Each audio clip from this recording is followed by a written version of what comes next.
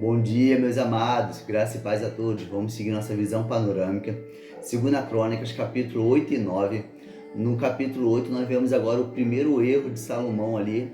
Infelizmente, nós vimos lá no capítulo 5, 6 e 7, né, a grandeza de Salomão, a construção do templo, a oração de Salomão, a resposta de Deus, aprovando tudo, dando sabedoria para Salomão. Foi lindo esse capítulo.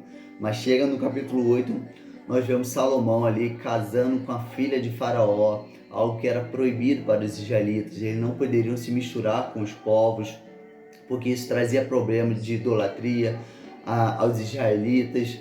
E os israelitas eram um povo exclusivo do Senhor, que deveria ser um exemplo às outras nações, tá, irmãos? E Salomão, ele sabia que aquilo era errado. No versículo 11 ele fala: Salomão levou a filha do faraó da cidade de Davi para o palácio que havia construído para ela, pois disse: minha mulher não morará no palácio de Davi, rei de Israel, porque os lugares nos quais a arca do Senhor entrou são santos. Então ele reconhecia que aquilo não era legal, não era da permissão de Deus. Deus já tinha proibido que os israelitas tivessem esse tipo de aliança com os heveus lá, os heteus, com todos os povos da terra que tinha uma cultura pagã. Não era permitido essa aliança, mas Salomão ele comete esse erro. No capítulo 9 nós vemos ali a morte de Salomão, então a gente não chega... Esdras não chega a comentar os pecados de Salomão, que foi idolatria, teve muitas mulheres. Então ele cometeu uma série ali de erros, tá, irmãos? Mas o único erro aqui, que também não está dizendo nem que foi erro, mas é um erro mencionado no livro de 2 Crônicas, é esse aqui, que ele casa com a filha de Faraó e ele não deixa que ela fique na cidade de Davi, no palácio de Davi, tá, irmãos? No capítulo 9, nós vemos a rainha de Sabá indo visitar Salomão. Ela fica sabendo das histórias, das grandezas, da sabedoria de Salomão e resolve visitá-lo. E ela vai com perguntas difíceis, sabe, irmãos? Perguntas bem complexas, e Salomão responde tudo para ela. E ela vê toda a grandeza do reino de Salomão, toda a dinâmica do reino de Salomão. E olha o que ela responde no versículo 6. Mas eu não acreditava quando me contavam das histórias dele, né? Até que vim e meus olhos o viram. Não me contaram metade da grandeza da tua sabedoria. Tu ultrapassaste a fama que ouvi.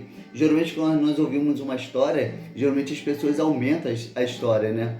Então, as histórias que eram contadas para a rainha de Sabá, elas não eram nem a metade do que ela ouvia quando ela conheceu na realidade Salomão, quando seus olhos o contemplaram. E olha, cara, depois que ela tem toda essa dinâmica com Salomão, ela engrandece o Senhor. Achei isso lindo. Olha o versículo 8. A rainha de Sabá falando: bendito seja o Senhor teu Deus, que se agradou de ti, colocando-te sobre o seu trono para ser rei de Israel, para ser rei pelo Senhor teu Deus, porque teu Deus amou Israel para estabelecê-lo perpetuamente. Por isso te constituiu rei sobre eles, para executares juízo e justiça. Cara, que lindo isso, velho. Fala que Salomão foi colocado rei sobre Israel, para que Israel fosse estabelecido perpetuamente. Cara, que magnífico isso. A rainha de Sabá glorifica a Deus através de Salomão. E lembrando, irmãos, Salomão é uma sombra do nosso Salvador, nosso Senhor Jesus Cristo. O seu reino é uma sombra do reinado milenar. O maior tempo de glória, de honra, de beleza que houve na terra até hoje foi o tempo de Salomão, tá? De riqueza foi o tempo de Salomão. Lógico que o tempo de Jesus foi muito maior em questão de virtude e de vida. Mas a volta de Jesus com o seu reino milenar será muito mais glorioso do que o reino de Salomão, tá, irmãos? Então o reino de Salomão é só uma sombra. Irmãos, nós vemos aqui as riquezas de Salomão nós vemos que os reis da terra iam visitar Salomão, levava muitas riquezas para Salomão. Cara, achei legal aqui, tu viu? Ele faz 200 escudos de ouro, cara, de ouro puro, grande, e mais 300 escudos de ouro pequeno, e ele leva para o palácio, está aqui no versículo 14, no versículo 15, o rei Salomão fez 200 escudos de ouro batido, cada um deles de 600 ciclos de ouro batido. 16. E também 300 escudos pequenos de ouro batido, cada um deles de 300 ciclos de ouro. Os reis os guardou no palácio do bosque, do Líbano. Então, aí você vê aqui a quantidade de cavalos que Salomão tinha, principalmente os cavalos dos egípcios, que eram um dos melhores cavalos da época. Então, Salomão, se você quer ver um pouco da grandeza dele, você pode ler do versículo 13 até o versículo 28.